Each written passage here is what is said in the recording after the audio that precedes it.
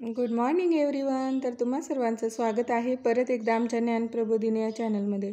तर माझ्या ज्या काही आशा स्वयंसेविका मैत्रिणी आहेत त्यांच्यासाठी मी आज घेऊन आलेले आहे VHNSCचं प्रोसिडिंग वगैरे कसं लिहायचं याबद्दलची माहिती. तर चला तर मग आता मी तुमचा कसल्याही प्रकारचा वेळ न घालवता डायरेक्ट तुम्हाला प्रोसिडिंग कसं लिहायचं याबद्दल माहिती सांगणार आहे. तर आम्ही जी काही 18/9/2024 रोजी म्हणजे 18 सप्टेंबर 2024 रोजी जी VHNSCची मीटिंग घेतली होती त्यामध्ये आम्ही विषय निवडला होता पोषण सप्ताह.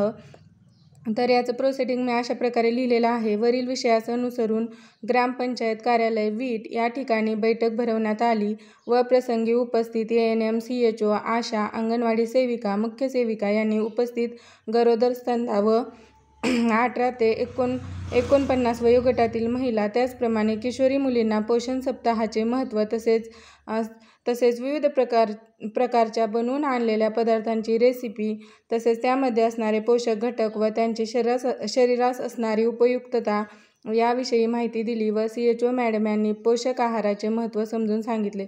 तर ही प्रोसिडिंग मी अतिशय थोडक्यात लिहिलेली आहे, परंतु प्रत्यक्षात मात्र आम्ही ज्या काही उपस्थित महिला होत्या किंवा अंगणवाडी ताई वगैरे असतील, आशाताई असतील, मुख्य सेविका वगैरे असतील, ANM वगैरे असतील त्या सर्व ताईंनी जे काही पदार्थ किंवा बचत गटाच्या RC वगैरे असतील किंवा सदस्य वगैरे असतील त्यांनी देखील वेगवेगळ्या प्रकारचे पदार्थ या पोषण सप्ताहासाठी बनवून आणले होते व प्रत्येक पदार्थाचे जे काही पोषण मूल्य असेल किंवा त्यामध्ये किती कॅलरीज असतात किंवा कुठल्या वयोगटातील मुलींना किंवा स्तनदा गरोदर मातांना कुठल्या पदार्थ खाणे अतिशय महत्त्वाचे आहे अशा प्रकारची सविस्तर माहिती या बैठकीमध्ये देण्यात आली.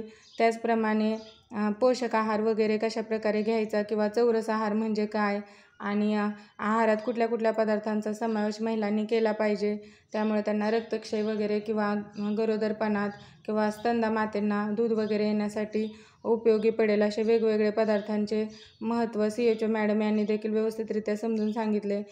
तर अशा प्रकारे आम्ही अगदी व्यवस्थितरित्या हा पोषण सप्ताहाचा कार्यक्रम पार पाडला व याचं प्रोसिडिंग आम्ही अशा प्रकारे मी लिहिलेलं आहे.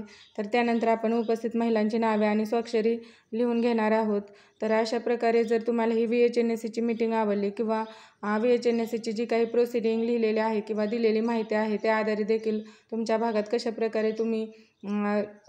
प्रकारे तुम्ही सर्व VHNSCची मीटिंग कुठल्या विषयावरती घेतली त्याबद्दल देखील तुम्ही प्रोसिडिंग लिहू शकता. तर धन्यवाद. व्हिडिओ आवडल्यास व्हिडिओला लाईक, शेअर व इतर तुमच्या अंगणवाडी ताई असतील किंवा आशाताई असतील यांच्यापर्यंत या चॅनलची लिंक नक्की पोहोचवा व आमच्या ज्ञानप्रबोधिनी या चॅनलला नक्की सबस्क्राईब करा. धन्यवाद.